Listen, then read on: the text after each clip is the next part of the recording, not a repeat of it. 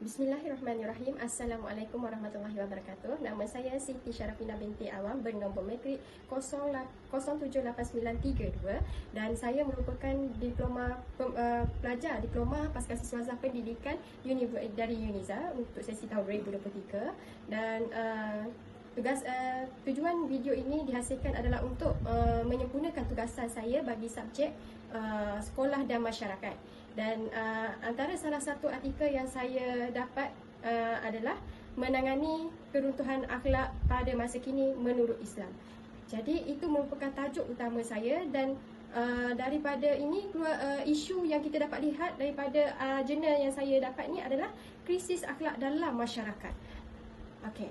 Jadi daripada isu ini maka apa yang saya dapat jelaskan daripada jurnal ini adalah objektif yang nak disampaikan ialah mengkaji penyelesaian terhadap masalah keruntuhan akhlak melalui perspektif Al-Quran dan As-Sunnah. Okey, seperti yang sedia maklum, terdapat pelbagai perbincangan daripada tokoh-tokoh mengenai definisi akhlak. Namun apa yang saya dapat simpulkan bahawasanya akhlak adalah perangai ataupun tingkah laku secara semula jadi dalam diri setiap manusia. Begitu juga dengan kita. Selaras dengan sabda Nabi Muhammad SAW menyatakan, aku tidak dibangkitkan melainkan untuk memperbaiki akhlak manusia. Itu yang dijelaskan.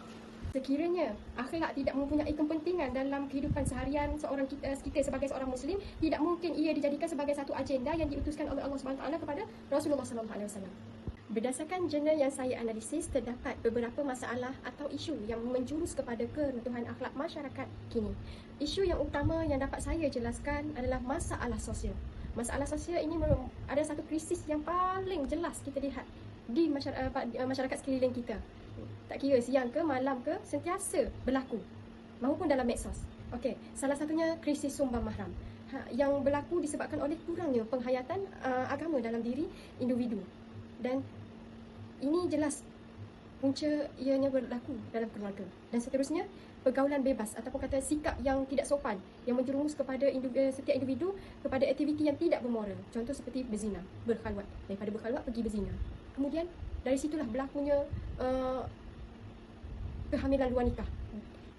Yang pertama, isu yang dapat saya jelaskan adalah masalah sosial. Masalah sosial ni memang sangat berleluasa sehingga kan tanpa batas dan tak mampu dibendung oleh masyarakat sekeliling maupun keluarga itu sendiri.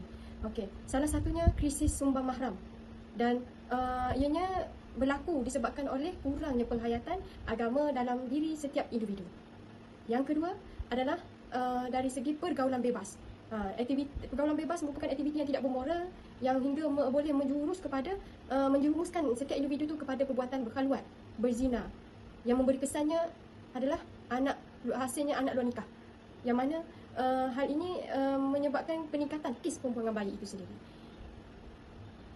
Secara tidak langsung sikap malu dalam diri setiap individu tu hilang dan malah ia mencemarkan identiti umat Islam itu sendiri dan turut memberi kesan kepada generasi akan datang. Selain itu, masalah sosial yang dapat kita lihat dalam golongan remaja adalah aktiviti melepak, berkelakuan tidak sopan di khalayak umum seperti berpegangan tangan, bercium tanpa mengenal batasan lelaki perempuan, berdua-duaan, bukan murim di tempat awam juga merupakan satu masalah yang sangat popular dalam masyarakat kini.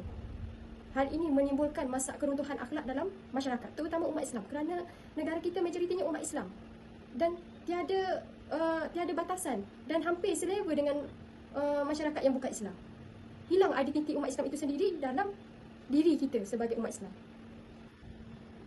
Dari masalah ataupun isu yang timbul ini mesti ada punca yang menyebabkan berlakunya keruntuhan akhlak dalam masyarakat kini.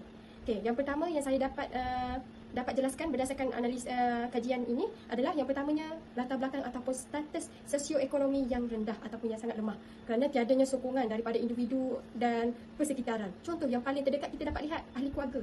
Tiada sokongan dalam adik-beradik dalam menjadikan diri terasa dilindungi, terasa dijaga oleh ahli keluarga itu sendiri. Itu menjadikan salah satu punca berlakunya keruntuhan akhlak individu itu sendiri. Yang keduanya, kurangnya perhatian daripada ibu bapa itu sendiri. Selain adik-beradik, ibu bapa memainkan peranan penting. Sedangkan ibu bapa yang mencorakkan bayi itu sendiri menjadi Yahudi ataupun Nasrani, itu sudah termaktub dalam Al-Quran itu sendiri. Jadi inilah yang menjadi satu punca yang paling besar dan paling utama yang menyebabkan keruntuhan akhlak dalam masyarakat. Yang ketiga, pengaruh media itu yang paling mencabar dan paling ketara dalam zaman kita ataupun kita kata akhir zaman. Yang mana dengan media sosial ini, media massa, ia sangat mempengaruhi sehingga kan terbawa-bawa ke alam nyata. Contohnya, masyarakat menjadikan artis yang berfashion tidak menurut syariat Islam sebagai idola. Daripada situlah berlakunya sedikit sebanyak keruntuhan akhlak berlaku. Dari hilang rasa malu berpakaian tidak senonoh sehingga mempergayakan di khalayak ramai dan menjadikan trend dalam pada masa kini. Itu yang kedua. Yang ketiga, apa yang dapat pembentukan tingkah laku remaja secara automatik akan berubah daripada kesan medsos itu sendiri. Yang keempat, sikap masyarakat jenis tidak ambil tahu ataupun ambil berat tentang perhubungan bebas antara individu ataupun masyarakat yang lain.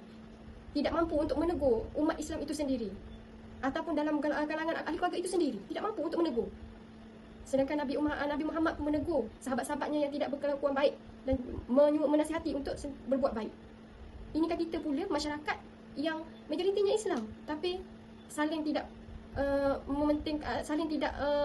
merasa tanggungjawab dalam menegur umat saudara sesama Islam yang lain. Itu yang paling ketara. Dan generasi sekarang tak mampu untuk bersuara, maupun umat Islam pun tak mampu bersuara untuk menegur masyarakat ataupun saudara Islam yang lain, kerana takutnya disebar, diviralkan. Itu pun menjadi salah satu punca keruntuhan akhlak pada masa ini. Hilangnya rasa malu, sebarkan aib sendiri.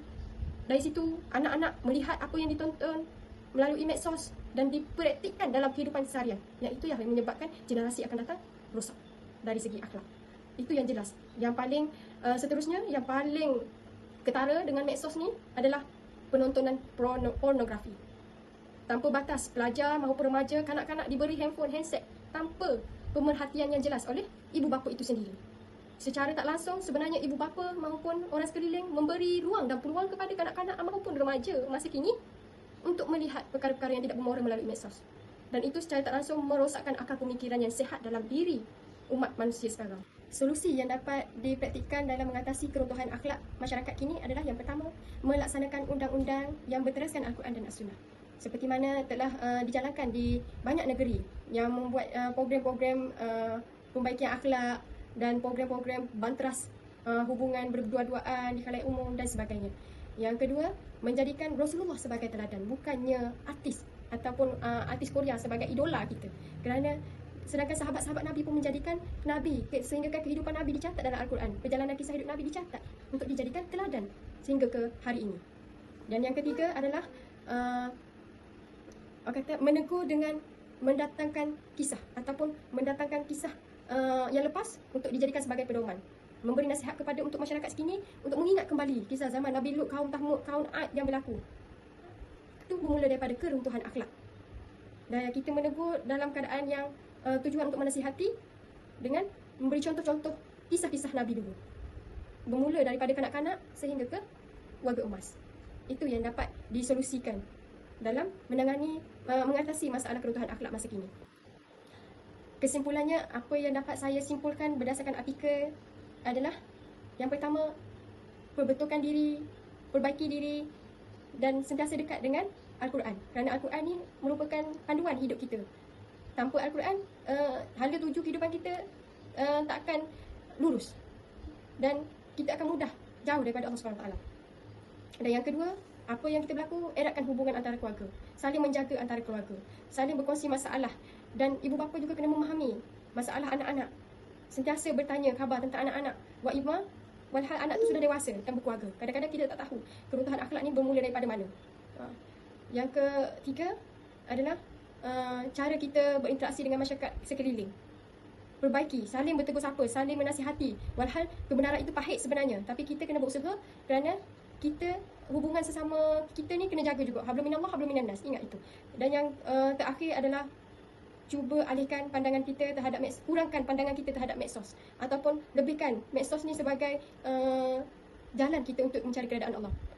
Kurangkan tengok tontonan yang melalaikan ataupun hiburan, media hiburan yang melalaikan. Cuba lebihkan tengok majlis ilmu yang boleh memberi kita sentiasa dalam muhasabah diri untuk memperbaiki akhlak kita. Sebabnya daripada kita lah akan generasi kita ni berlarutan. Kalau macam mana kita sekarang, macam tu anak kita akan datang. So cuba dan berusaha. Kita tahu Allah akan uji setiap masa, tapi itulah ujian kita untuk kita bawa amal tu untuk bawa menghadap Allah SWT. So hanya itu yang saya dapat kongsikan dalam artikel yang saya dapat. Okey, sekian, terima kasih. Assalamualaikum warahmatullahi wabarakatuh.